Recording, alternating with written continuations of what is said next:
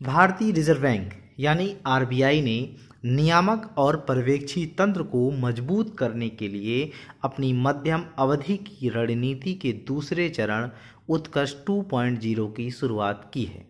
उत्कर्ष 2.0 उत्कर्ष 2022 द्वारा रखी गई नींव पर आधारित है, जिसे जुलाई 2019 में लॉन्च किया गया था और 2019 से 2022 तक की अवधि को कवर किया गया था।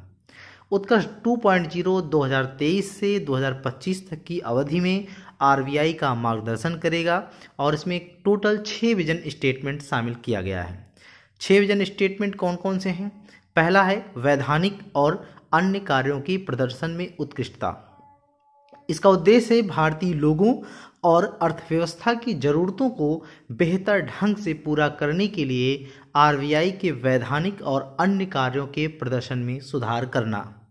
दूसरा है आरबीआई में नागरिकों और संस्थानों का मजबूत विश्वास।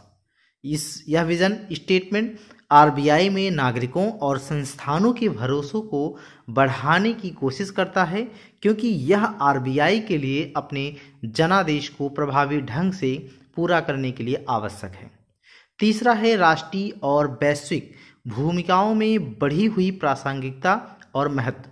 इस विजन स्टेटमेंट का उद्देश्य राष्ट्रीय और वैश्विक स्तर पर आरबीआई की प्रासंगिकता और महत्व में सुधार करना है, क्योंकि इसमें आरबीआई भारतीय अर्थव्यवस्था की स्थिरता और विकास में बेहतर योगदान करने में सक्षम होगा।